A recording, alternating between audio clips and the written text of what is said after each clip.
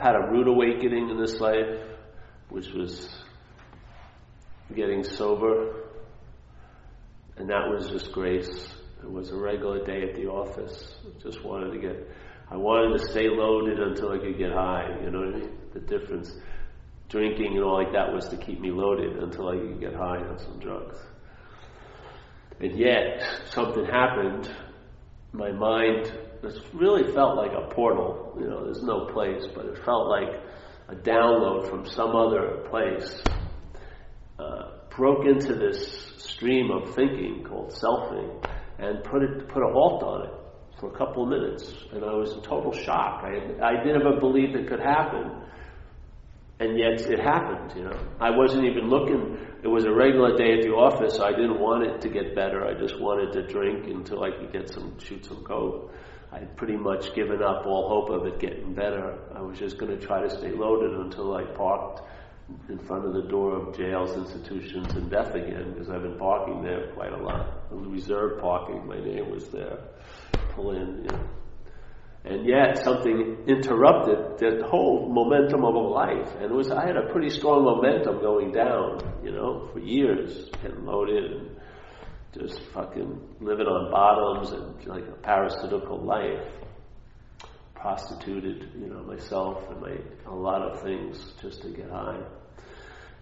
This happened, and then for about 3 minutes or so, this information downloaded in. I couldn't make any sense of it, but it moved me to not to have the next hit of the Royal Gate vodka bottle when he offered it to me. When I was with a guy I didn't know, I just ended up there after I went out on St. Patrick's Day. 4 days later, I ended up in a trailer park 2 hours north of here. Lost the car. Just a lot of shit had happened. I drunk myself silly because I was drunk all day and night. When I woke up, I was drunk and dumb too, really dumb. And then this information came in, and I was moved to go leave the trailer, go to a phone booth, call up a program I had been in. Then they wouldn't have me back. Call up another lady, and at that point, this download set off trains of circumstances that brought me great fortune now for 25 years. It's just mind-boggling. Brought me to the first recovery meeting the next day, and I've been sober and clean ever since, over 25 and a half years. So, if you're a doubting Thomas, or whatever kind of attitude you may have, this energy, whatever you want to call it, demonstrated in my own life, in the life that I thought was mine and I had been living, demonstrated that it was the power greater than all other powers, because it stopped the greatest influence of my life, which was addiction and alcoholism. Just stopped it in its tracks. And I've been in the process of manifesting what you would call the recovery from that for 25 and a half years. That's what it does. And it's got time here, and this is a place of manifestation. So just like it took me time to manifest the effects of being an addict, it's enjoying the time manifesting the effects of being recovered from that addiction. Yeah, it's incredible. That made a big impression on me when that download occurred, and I saw what happened the next year. You know, what happened was I had a gift I didn't know I had. And that gift was I have the ability to be convinced. And I was finally thoroughly convinced of how screwed I was, because I was unscrewed now. While you're totally screwed, you're never going to really know the depths of the screwedness you're in. It just wouldn't work for your mind. It's going to try to deny it to the last breath. But when it fell upon a real solution and it realized I'm in good hands now, I could actually feel how screwed I was, because I was in the process of manifesting unscrewedness. And that's what's been happening, yeah. Now, that ability to be convinced, that's why when I meet people in recovery, I say, if I was new, that's what I'd be praying for. Please allow me to access the ability to be convinced, so you can just get on with life, so you don't keep thinking things can be different when they're not going to be different. You know what I mean? That it's going to work out when it's not going to work out. It's such a joy to have a sober assessment and then just start seeing things as they seem to be, clearer than the way you used to see it as you thought they were, And so that led to a lot of possibilities that when I'm doing drugs, I'm not going to be reading Buddhism when I'm shooting drugs, I'm not going to go on a 10-day retreat, unless they have a lot of locked bathrooms in there so I can shoot drugs.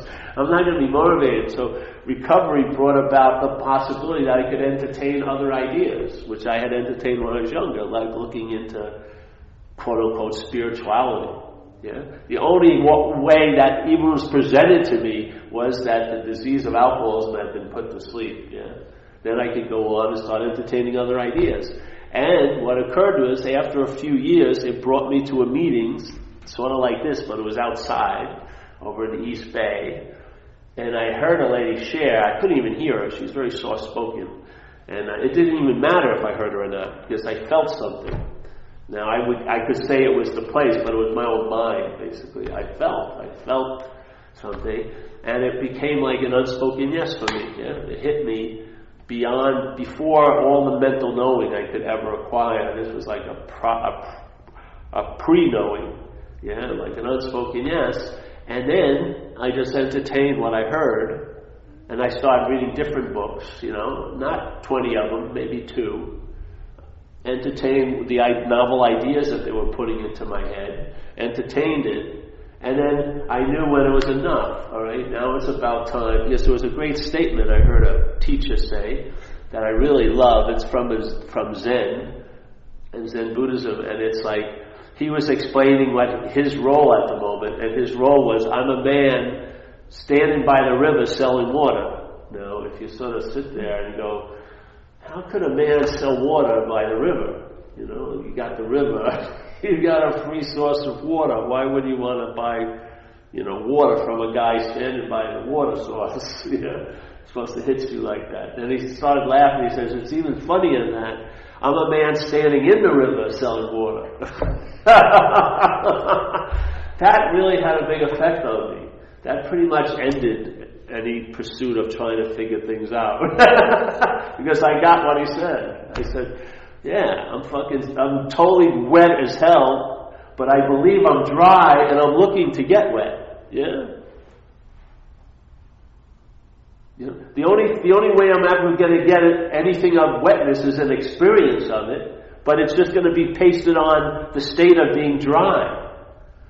See, there's the mistake. It isn't that you haven't found the source of water.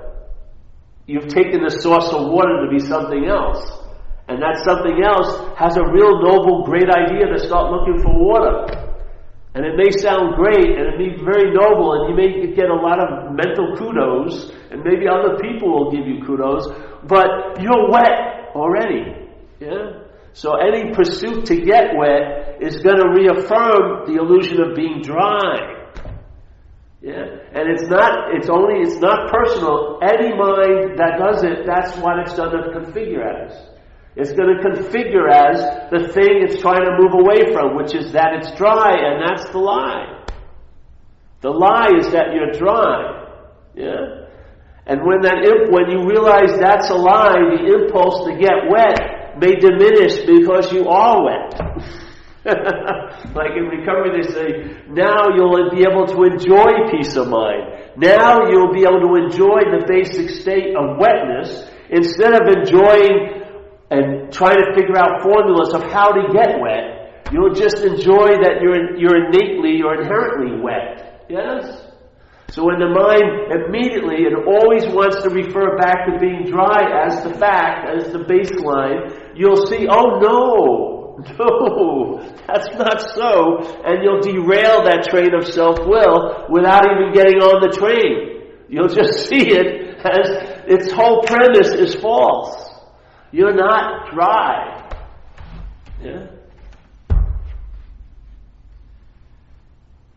You're wet as hell. All right, what would happen if that got established? Find out. Maybe the next thing that seems so logical and real will also seem absurd. And after a while, the archetypical foundation of what keeps you in this delusion will just collapse of its own imaginary weight. you'll see it's not so. So the drive to make it something else is making it what it isn't. You're giving it a reality it doesn't deserve. Yeah? And it's producing the reality you're living in or as. The false reality produces the reality you're in now, seemingly. Yeah?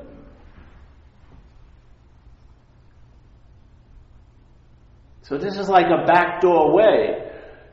So let's say, like today, I like to always use this example.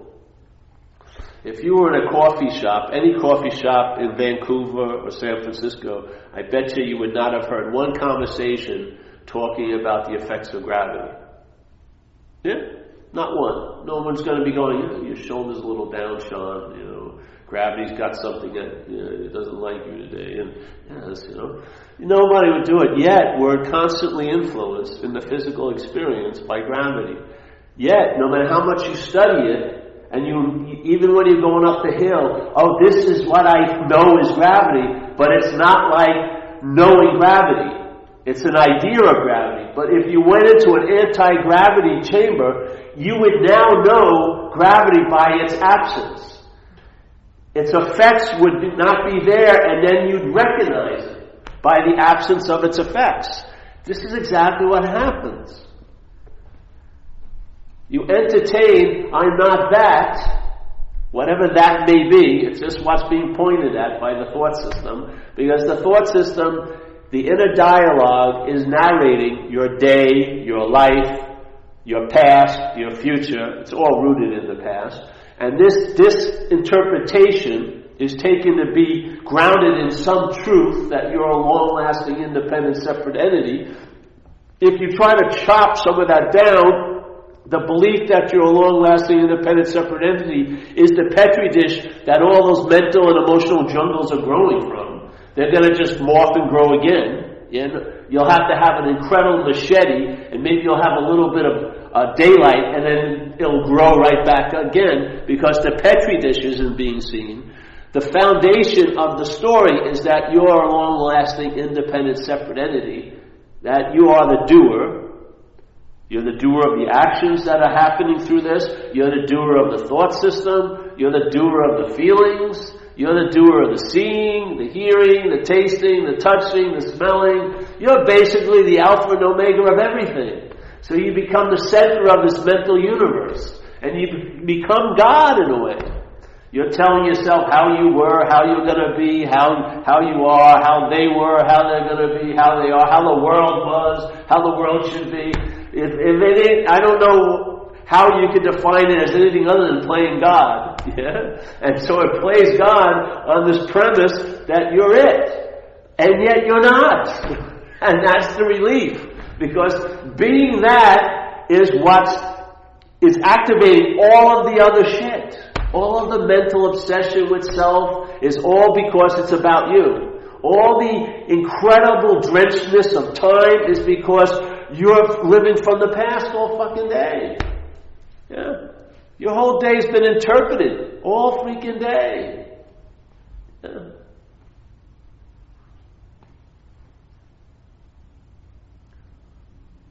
So what happened with me, this was my experience with it. I came into recovery, and I hadn't been with very open, talkative people for years. They were talkative when they were loaded on coke, but they weren't very open and everything. And I finally came into meeting rooms, and there'd be 40 people who seemingly had the same problem I had. But part of the problem that we all had, which I wasn't seeing at that point, was terminal uniqueness. So you don't really see that it's a shared problem because you're very fucking special. No one thinks like you. No one feels like you. No one's done the heinous things that you've done. And this is like the encasement of a shell called terminal uniqueness, which causes you not to be able to get any help or really basically give any help either. You can pontificate, but it's not going to be helpful because you see yourself as so different from everything else. Yeah? So I was in this condition, and I'm listening to people talk, judging like crazy. My head is. And back then I would think I was doing the judgment, but it was just my head. I wouldn't get high with that person. I wouldn't fucking. So I'm not listening. If I wouldn't get high with you, I wouldn't listen to you at all. I wouldn't get loaded with you. I could care less. I had no faith or trust in anything about you. It's insanity, really. So I'm sitting here in this terminal uniqueness, and then people are sharing at these meetings, recovery meetings. So that you're getting cold. No. They're sharing at these meetings, and they're sharing their feelings, their thoughts, and their reactions to life. And, after a month or so, I listened quite a lot. I could only come up with two possibilities. How did these people get my thoughts, I don't even like this dude, but he thinks exactly like I do. How did they get my feelings? And they've done the same freaking thing I've done in the same situations in life. So what happened is, they're not my thoughts, No one got my thoughts. They're not my thoughts. We're all demonstrations, or some of us in this room are demonstrations of a mind taken over by alcoholism. And this light, this possibility has been used for transportation, for the selfing to express, the alcoholism to express. And so the expression looks very similar through all the millions of different hosts, because it's the same parasite that's taken us all over, And we're not even individual people. We're just like a million different camera locations, and the same chip, the same programming has been put into each one. And each one also has a program. There's no one quite like me. And yet, you're just a run-of-the-mill junkie alcoholic. There's nothing special in you at all. You're like a stock version of a mind that's been taken over by a parasitical wind, called alcoholism. So this was incredible for me, because I was under the belief that these were my thoughts. And I had a lot of guilt about those fucking thoughts, because I was thinking them, and some of them were seeming bad, and they weren't nice, they weren't loving and compassionate, so therefore I mustn't be loving and compassionate, because I am what? Just the reflections of my thoughts. I'm the thinker of them. These are like my children, as father is son, so to speak, or as son is father. So this is the thing. And the thoughts are going to keep happening. Every day you're here, there'll be thoughts happening in the noggin. To be in the relationship with them as yours, or that they're about you, you've already tattooed. You got the prison numbers on you. You're just doing time, basically, a lot of time. Oh, shit. That was one of the first revelations. Hey, I may not be the thinker. These thoughts aren't about me. They're not mine. What happened? I lost interest in them when they weren't about me, and I wasn't the doer of them. And what happened when I lost interest in them? I got relief from the thought system. Therefore, I realized the sense of being the doer was the petri dish of all the dis-ease, because when that doership got a little weakened and loosened up, I got a huge amount of relief from the things I thought I was doing. Like feeling, thinking.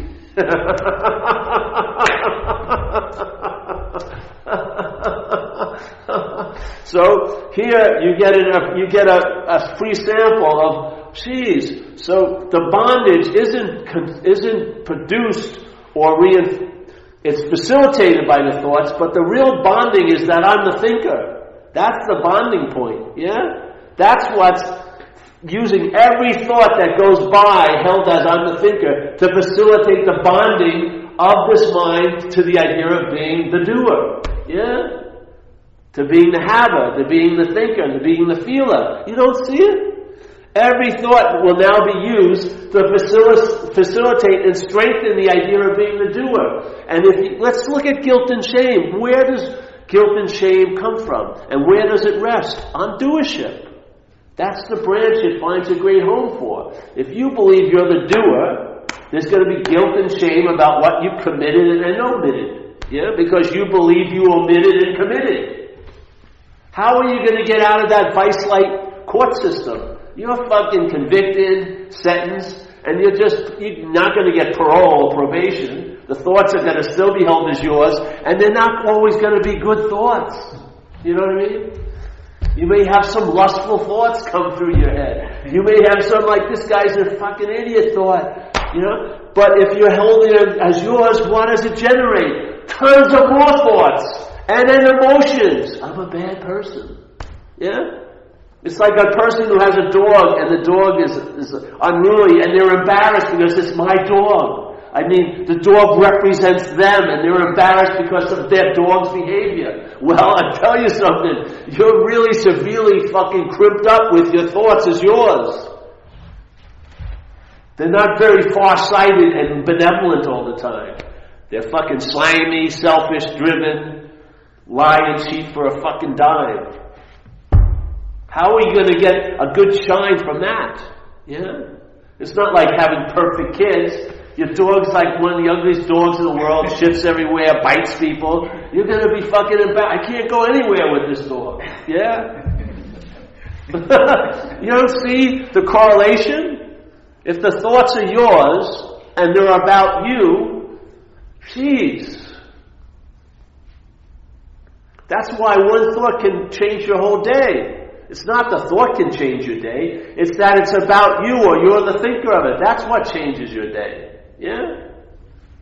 I've seen people having a really great time. I can see it in people's faces here. When they share, your face changes like that. I can just tell the thought system, oops, starting to get a little, like a dog pop into ears. Ready to fucking, I know what he's saying. You don't fucking have a clue what I'm saying. See, because the saying isn't in it. It's the energy. It's the certainty that's in it. Because I've been relieved from the bondage of self. Not as a Paul, but from the Paul. Yeah? I can never be relieved as Paul. That's the bondage of self. It doesn't matter if I have gold chains or iron chains. I'm still bonded to the idea of being a something. Yeah? And there's going to be results from that.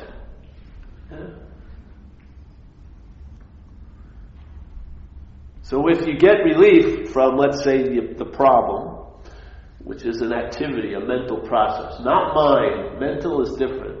Mental is like mind moving through a brain, yeah? And the brain itself facilitates a distortion of mind into a lot of mentation, yeah? Now it's living a conceptual way, like a rigid, geometrically right-angled way, not circular. It's stuck in this thing called time, unbelievable. It's only like the Course in Miracles says, you're only seeing the past. That's all we see from is the past. And the past isn't so you're basically seeing nothing all day.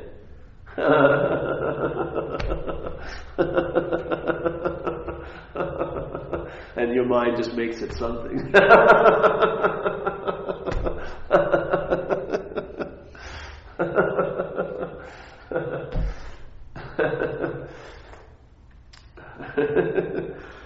Yeah. Well, let's get back to the nuts and bolts of it. All right, honey. There's something called selfing. It's a mental process. Yeah. That mental process, its first movement is the claim. That's what it does. So when it shows up, which takes time for it to show up, there's conscious contact. That's called the engagement of consciousness with this place. Yeah. So there's conscious contact. And also, for me, there's an awareness that can be aware of the conscious contact. I would say that's what we are, vaguely, yeah? And then after the conscious contact, the mental process kicks up and tells a story about the conscious contact, and it says there's a you that's in conscious contact. Actually, you're the one who's conscious. You're seeing and you're hearing and you're feeling, Paul. And this is an idea of Paul. It's like a mental, physical hybrid. There's a mental idea of Paul in seemingly a physical body. It may not like the body, but it's identified as the body. And there it goes. And so now, the whole thought system from then on is referring or insinuating or implying that you're that. Yeah? Now, it's sort of like a finger pointing at the moon, but there is no moon. The mind sees the pointing, and then the mind makes the leap and takes itself to be the moon. But there is no moon. Yeah? This is what happens. So when that occurs, usually your day starts after this has already been in place.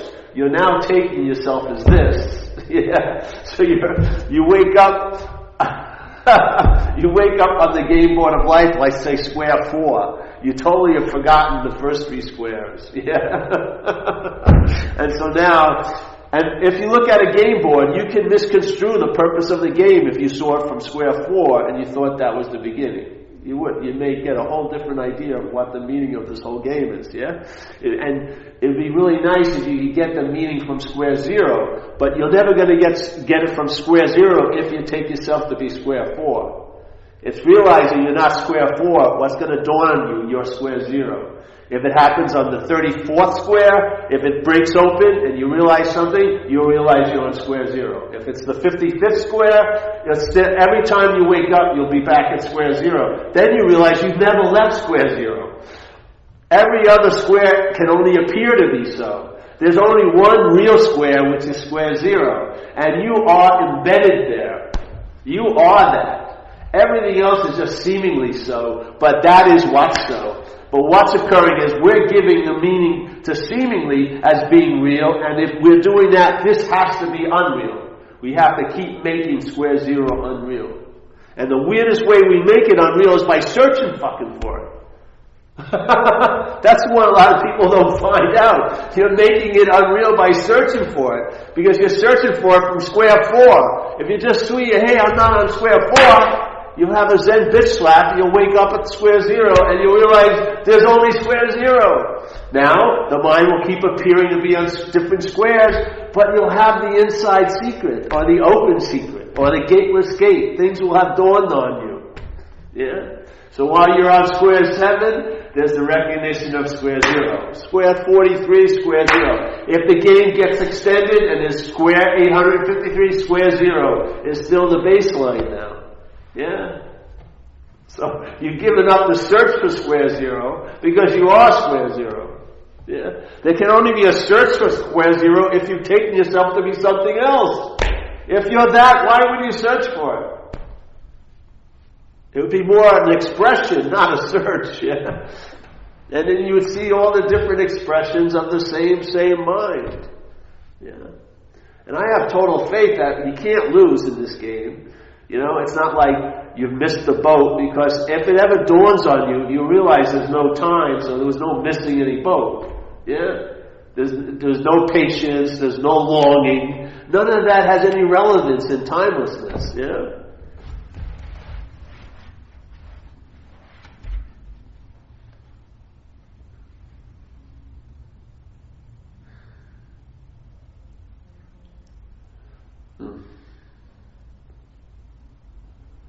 So it's an idea, simple message, very simple invitation, but it can be repeated.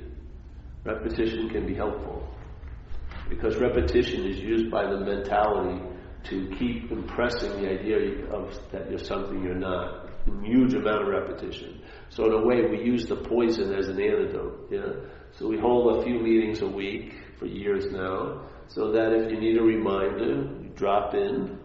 We're never talking about any other topic. It's not like, oh, it's rose season now. No, it's always an introductory offer, because you're going to get nothing.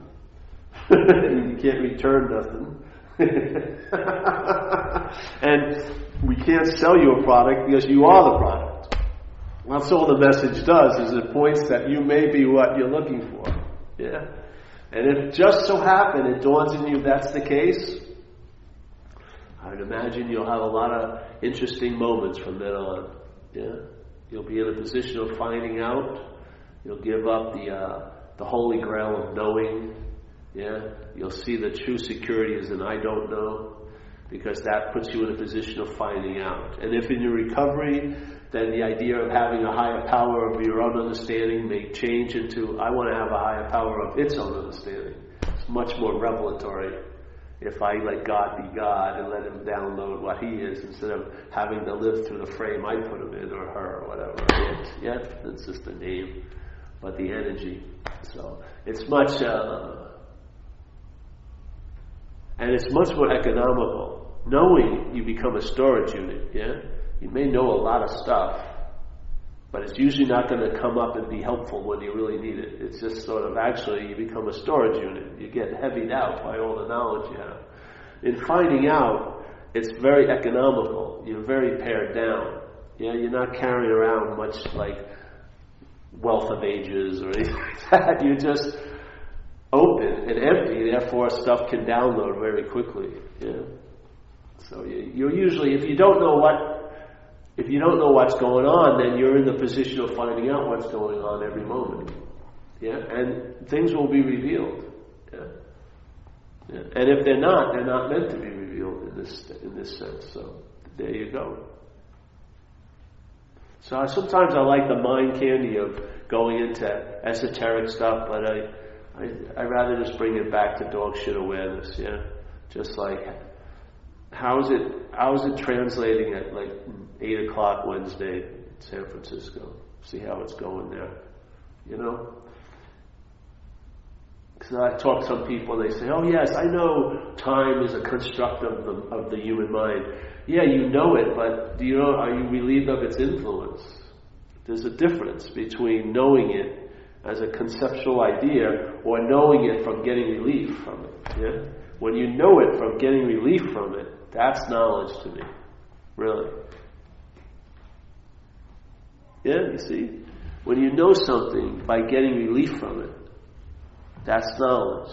When you know something, it's like being a professor of holes, but you keep falling in holes. What's the point of that knowledge? Yeah. But this kind of knowledge is you know something by getting relief from it. You get a real clear idea of what it is when it isn't. You don't get a clear idea what it seems to be. You're not going to get a clear idea of what's happening. You really won't, if it seems to be happening. When people call me and it really seems like it's happening to them, I don't talk to them like this. I say, go out, go to a meeting, help someone else, yeah? Take a walk, maybe get 3, Die Hard 1, 2, and 3. You got to pass a lot of time away. Just keep yourself occupied because knowledge isn't helping you, yeah? If I tell you you're not that, you're in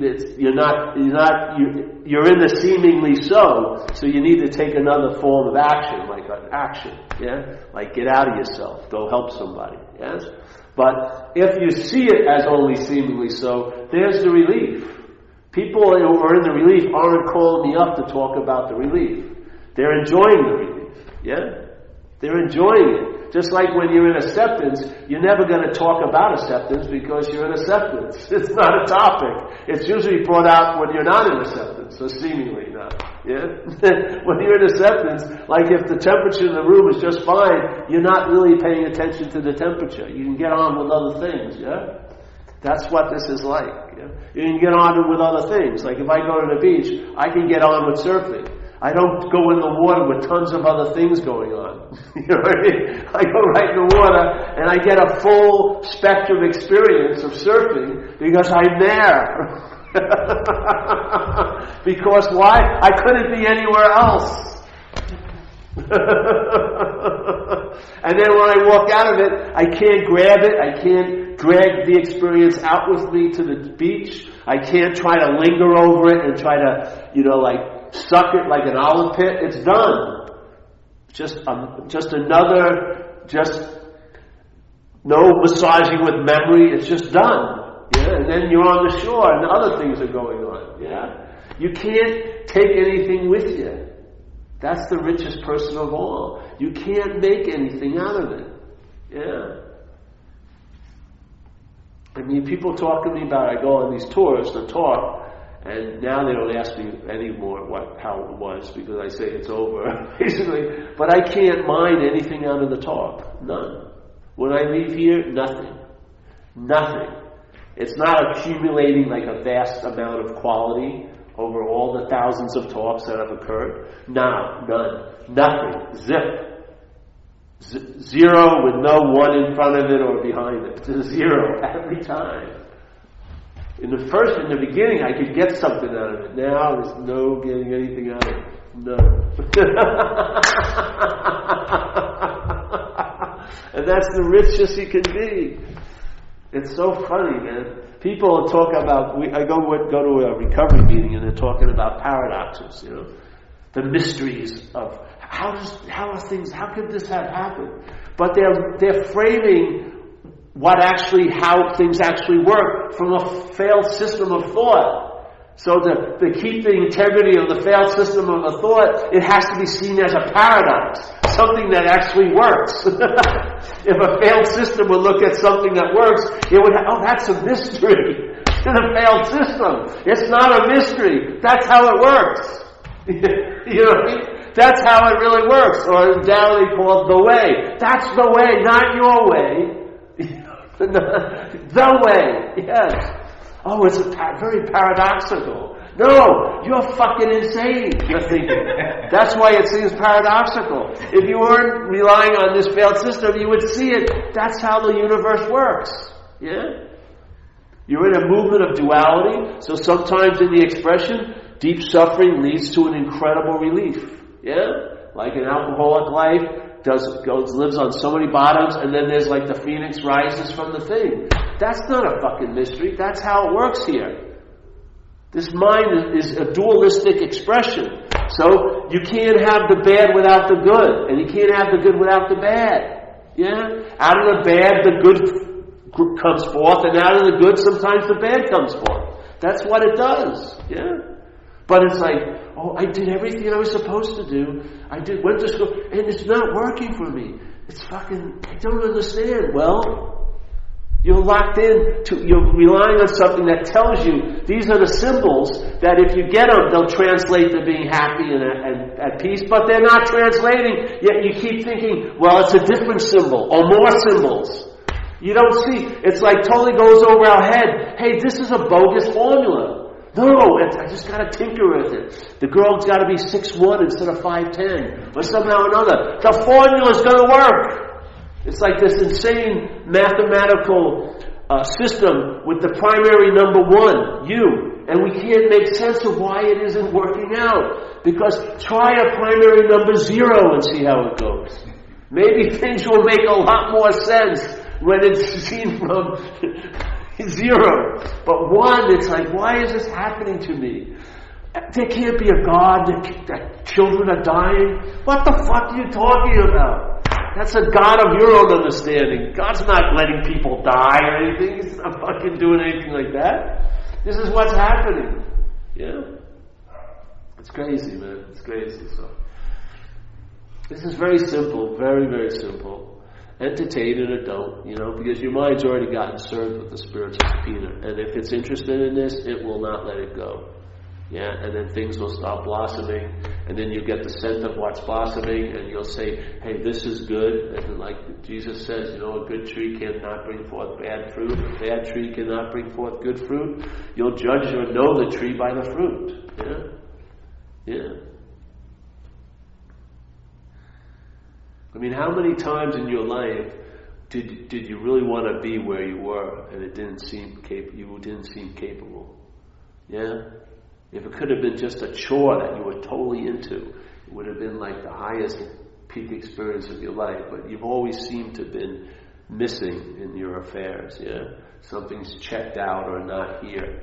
Can you imagine if that was abolished, that fucking falsehood, that storyline was just totally erased? That you were totally in your life, you've never not been totally in your life. Even when you're sitting there with a total conviction, you're out of it, you're in your life. Can you imagine if that would dawn on you? Instead of then, it would be like, you would actually be mining things. Your interest and attention would be enriching your day. Instead of your interest and attention just blotting out the day, being interested in attending to thoughts about there and then. Or what's not happening. Can you imagine living your whole life based on the premise that the biggest influence on your life is actually not happening? Your past and your future, the past and future, the biggest influence in your life is not happening. That's mind-boggling to me. You don't see that as a giant heist, like a rip-off?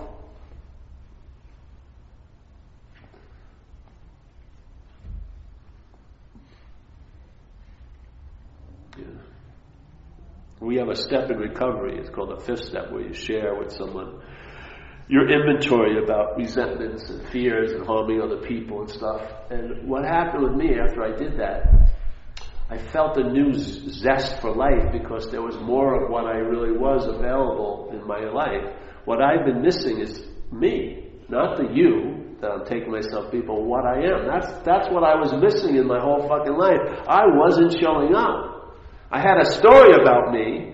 That's what was showing up, but I wasn't showing up to this life since I was a young kid. Since something happened that shut me down, I had never come back out ever since. Yeah. And I thought it was someone else I needed or this or that. What I needed was me to be in my own life, to show up. Yeah, my interest and attention to be free from this fucking slavery and be here. And then things that I found no satisfaction, I'm totally satisfied about. You know what I mean? I'm totally satisfied if nothing actually happens much today. I really am. Yeah. So, you're in for a really interesting experience. And then you'll give that up and you'll be in a very interesting state. Yeah. So, that's it for today. Eh? You have any questions? Well, do you? Well, but they're all like, kind of yes. Yeah, probably. Just let it in, Your mind will think about stuff, but it just wants to make it something. Yeah, if you can just entertain the possibility. Maybe start with that. I know you've looked into a lot of things, but maybe go back to the idea that not talking about being the doer, but just let's say one topic thinker, that you're not the thinker of the thoughts. That maybe if you weren't the thinker, if you weren't the doing of the thoughts, but you have a role with the thoughts, I would say you're the seeing of the thoughts, really, yeah? You're seeing the thoughts, hearing them, but that's a form of seeing. So that's the role we really have. The mental story is that we're the doer of the thoughts.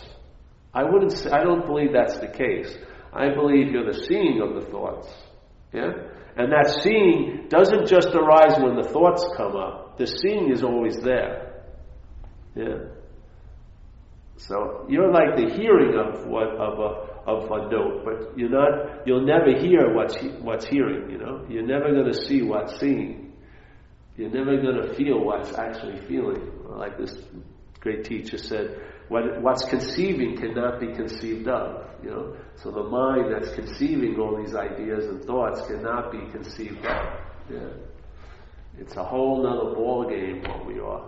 Or that's like Zen, they call it the original face, which isn't a face at all, In AA we talk about it as a pause. But a pause is actually you. You are that pause. You're more the pause than you are the thoughts of the one who thinks they had the pause. You are the pause. That empty space of awareness, I say, is what we are. Yeah. It's empty, so it allows anything and everything to appear in it. But what's appearing in it doesn't affect it.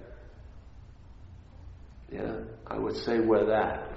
Then the pause gets overridden by the mental process of selfing, which it wasn't when you were a kid, when you were a baby, but now it seems to be overwhelmed by it. And then, when you get glimpses of your original face, you make it an experience that your false face has had, When you have an epiphany, you seem to have the epiphany like you were something that had something, when you're not something, yeah. And so then you start seeing the movement of mind based on claiming, and then you see how it facilitates whatever it's claimed. It facilitates its urge to be bonded to this idea of being a someone through the thinking, through the feeling, yeah, through the doing. So it uses all of these things that it becomes conscious of through conscious contact, or it cognizes it, the mental process cognizes the seeing, and now it says I'm the seer, so it co-opts the seeing, and it uses the seeing to reinforce, hey, I'm this because you're that. I'm not you, so I'm this, and all like this. And it uses the thoughts to bond itself to this idea, it uses the feelings. It's not the feelings and the thoughts, but it facilitates the bonding. Yeah? It's the mind, the mental process facilitating the bonding of mind to this fucking crazy idea of being a someone. Yeah? So you recognize it. Once you start seeing it, one of the times you see it, the emphasis will not be on what you've seen. It won't be on who saw it. It'll be on the seeing of it. And I would say that's the glimpse of your original face, is the scene of it, yeah. Like, I have like intimations of all this, but it seems like in the background, in my mind, instead of like, it just becomes stronger in a way. It's really strange. So, like the mental like realm, like it's like hanging on to all that stuff more and more. As the more I get into this stuff, well, it seems to be. It seems to be. Yes. Like, that's all, like, it just seems stronger now. And so, like, when you're talking, I have an intimation of exactly what you're saying, but my mind is just, like, checked out. Like, Like, but you're not checked out. It still got through. I mean, like, see? And it just keeps emphasizing, like, no, that's not how it is. Yes, like, see? Like, it's, like, in my mind, I'm like, no, my thoughts are my own. Time does exist. I'm just like, I'm trying. So like, there's this conflict because on one side of me, I'm trying to figure this, whatever. Yeah. But then the other side, like, it's fighting even stronger. It's really. That's a good sign. It's just driving. Yeah. That's a good sign. I don't know. Oh, it is. I'm telling you, comfortably numb is much more deadening than a little, friskiness. Yes. Yeah. It doesn't, see, if it doesn't have a threat, it's not going to get agitated. It has you, so, you know what I mean? It's safe in its occupation in a way. When it hears something like this, for some people, it's very unnerving to the system that seems to dominate them. That's a good sign. Yeah, shake the fucking thing up. Because you'll see it. You'll see the whole beast from head to foot one day, head to toe. Head to tail. You'll see it. Yeah? And then that will never be erased. Yeah. All the yapping by the mind saying this isn't so, you'll see through it. You'll see that it can be, highest level it can reach is seemingly. It can only appear to be. It cannot be so. Yeah? It cannot override what's so. No matter how much it appears, no matter how often it appears, it still cannot override what's so. And just rest there, Like a lot of people think they get it, and then they think they lose it. You're not the one who thought they got it, and you're not the one who thought they loses it. All of the getting and losing is pivoted on the one. You're not that. So with this you don't have it, so you can't lose it. Yeah, it's beautiful. It's very economical. It has a way of undermining all the modalities of the selfing. It just cuts it really off. Like the idea of trying to get into something you can't be out of. Yeah, that's an amazing revelation when you realize I'm trying to get into a moment that I can't be out of. How fucking insane is that? To me, I think that's worth like 20,000 pages of scriptures to me. The recognition, my head is trying to get into something it can't be out of. That's how I think I'm out of it, because it's trying to get in it. Demo, I just got the logic of how it actually works. Not how I think it works, but actually how it works. Yeah, it has you by moving away from it.